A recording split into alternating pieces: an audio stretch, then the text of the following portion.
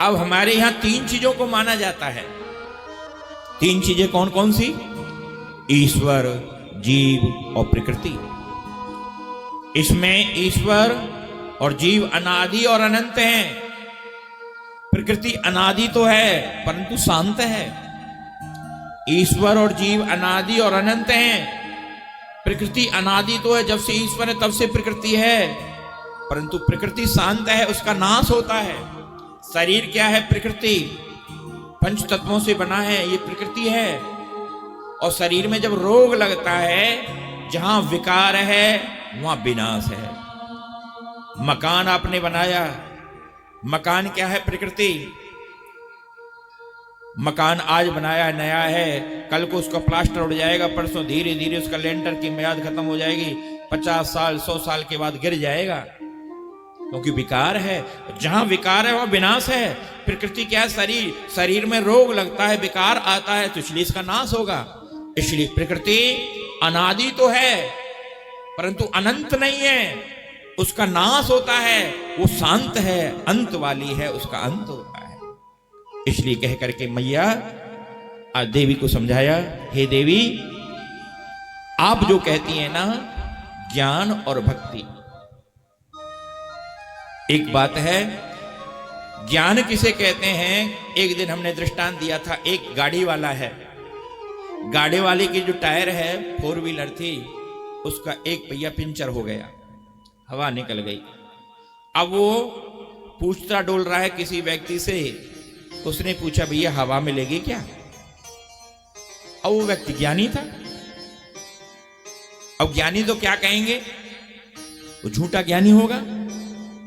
उन्होंने कहा हवा? अरे हवा को कहां ढूंढ, तो हवा तो सर्वत्र है। अब वो कहता है भैया उस हवा से मेरा काम नहीं चलेगा। अरे तुम हवा को ढूंढ रहे हो, हवा तो सर्वत्र है।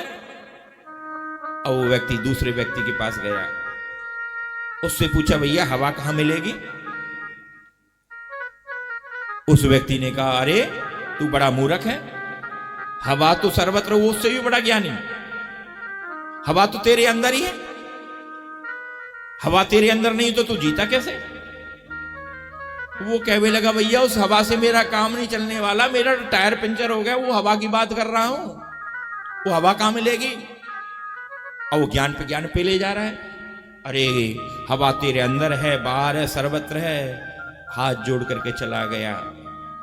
अगले तीसरे व्यक्ति से पूछा भैया हवा कहां मिलेगी? उसने एक दुकान बताई, वहां दुकान पर चले जाओ, वहां पर मोटर लगी हुई है।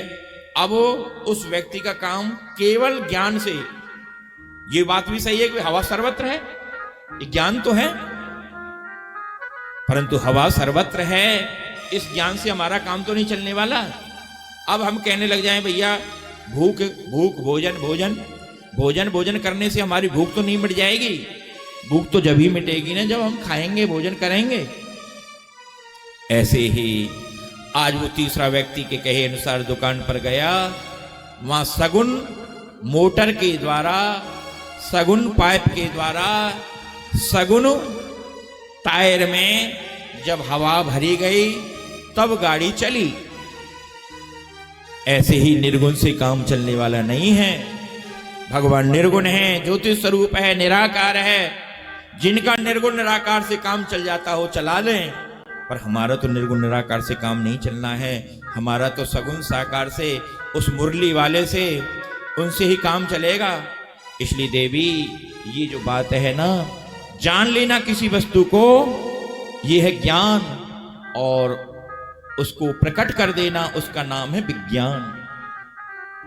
जैसे जान लिया कि हवा सर्वत्र है तो ज्ञान हो गया, परंतु हवा को भर करके टायर में गाड़ी को चला, ये विज्ञान। ऐसा कह करके बताया।